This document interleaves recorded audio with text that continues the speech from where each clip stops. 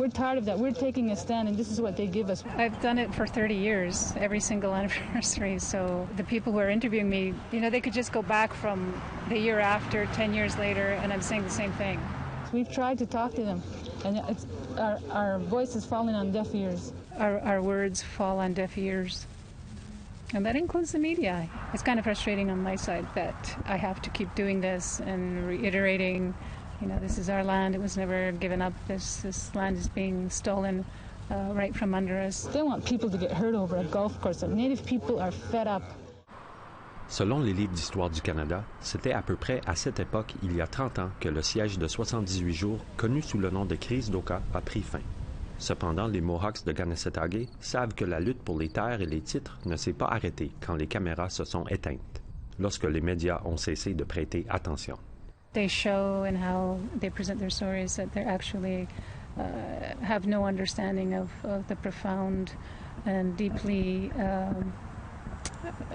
multi-generational conflict that exists here, and that it's really about the land. En 2020, il y a une opposition à la construction entreprise sur un site de développement sur un terrain non cédé. Sans l'attention médiatique de la crise de 1990, elle utilise maintenant ses propres moyens pour faire passer son message. Salut, Wacha, Olalan, bonjour. My name is Kazitsagwas Ellen Gabriel, and I'm here at the illegal development site. Ces vidéos attirent souvent des centaines, voire des milliers de visiteurs. Social media has been used quite powerfully by the youth, and I saw that live was getting a lot of attention, and people could tell their story with their own voices. I spend hours or time with the media to explain to them, and they show 3 seconds. I figured social media is the best place to have our voices really heard and understood by everybody who's interested in the truth. This is pavement. Perhaps that belongs to the municipality of Oka, but the ground underneath belongs to us. And that's it. It's very difficult. The media doesn't get it. We're still viewed as a very divided community. We're still viewed as being the radicals. And I'm still happy to be called a radical. Believe it or not, I was called a radical a long time ago. So I didn't know I was insulted or not. And I looked up radical, and radical says returning to roots or returning to fundamentals. And so I don't have a problem with us being called radical, because that's what we are.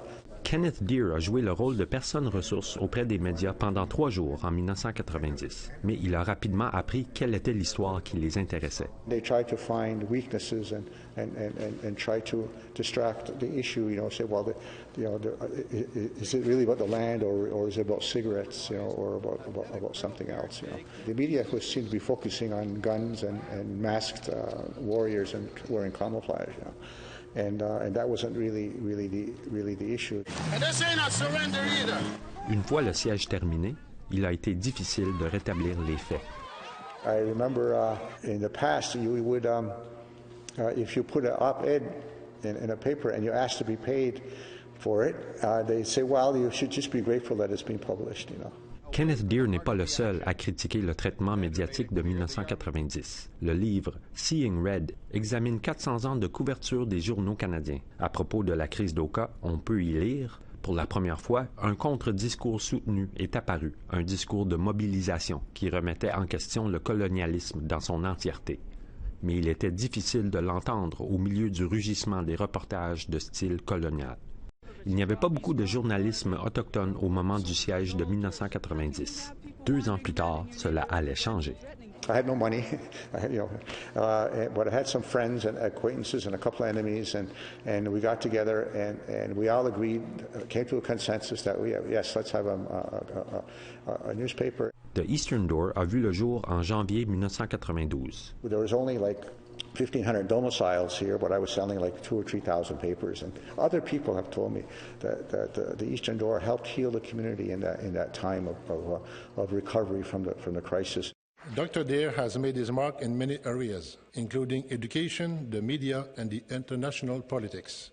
L'an dernier, le gouvernement du Québec a reconnu les contributions de Kenneth Deere au journalisme. À son tour, celui-ci souligne les contributions d'une nouvelle génération de journalistes autochtones. There's a tremendous interest now in in journalism that wasn't there before. It takes practice. Very few people are born journalists. You have to practice journalism. Colonialism has taught us, to destroy ourselves. 1990, I was 14 years old, and, I was just kind of coming into my own, and it was like it fast-forwarded my, whatever I was, whatever my persona was, whatever I thought I'd be. It was like, boom, here we go. You're going to be this now. You have no choice. Steve Bonspiel est maintenant éditeur et rédacteur en chef de The Eastern Door. Et le cours de journalisme autochtone qu'il donne à l'Université Concordia est si populaire que, selon lui, il s'est rempli au maximum de sa capacité, seulement quelques minutes après l'ouverture de l'inscription. One of the main things I tell them is you're not going to be able to learn 500 years of colonialism that is on our shoulders, but you better damn well learn about that story that you're covering. Besieged warriors have repeatedly taunted the military. This one tossing flares at two soldiers standing guard overnight. À l'adolescence, Steve Bonspiel a été marqué par la façon dont les médias grand public ont décrit sa communauté natale, Kanesatake. It was hard to get a fair story. I mean, I was pretty young, so to me, all coverage was biased because I could see. 6 o'clock news, I'd pick apart. They're using Indian again. Oh, they said, this. They use these words. They don't care because they're not catering to us as viewers. They don't even care that we're watching. The soldiers showed restraint as individuals taunted them, swore at them, and then began jostling the troops. Aujourd'hui, il enseigne à une nouvelle génération de journalistes potentiels le guide de style autochtone du journalisme, selon sa vision des choses. I think that the sickness that happens too in mainstream is you forget about our communities until there's something big that happens. APTN changed that.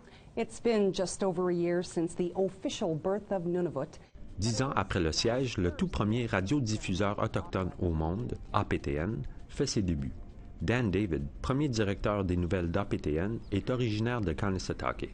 Nous lui avons demandé si l'occupation de 1990 avait le moindrement influencé son leadership à l'époque. Everything had everything to do with it. It's not just because you're hiring people who are brown and red and, other color under the rainbow. It's the fact that you've got people who are questioning not just outside, not just Canada or whatever province they happen to be reporting in, but they're questioning themselves. And I think that that's critical. Way back, like about 40 years, we understood that there had to be a change. There had to be a change in the newsrooms itself. We needed to have Indigenous voices. And that's really what I think the Oka crisis was all about, wanting to be heard, demanding to be heard and understood. Il faut du temps pour apporter des changements dans les grands médias. Cependant, au cours des 30 années qui se sont écoulées depuis la crise, les communautés concernées se sont mobilisées. Le territoire de Kahnawake exploite maintenant 2 journaux hebdomadaires et une station de radio. Steve Bonspiel avait l'intention de lancer un journal à Kanesatake en 2020, jusqu'à ce que la COVID-19 frappe. This is RKR 101.7 FM reviving Kanesatake Radio. Cependant, malgré la quarantaine, la communauté est parvenue à rétablir sa station de radio.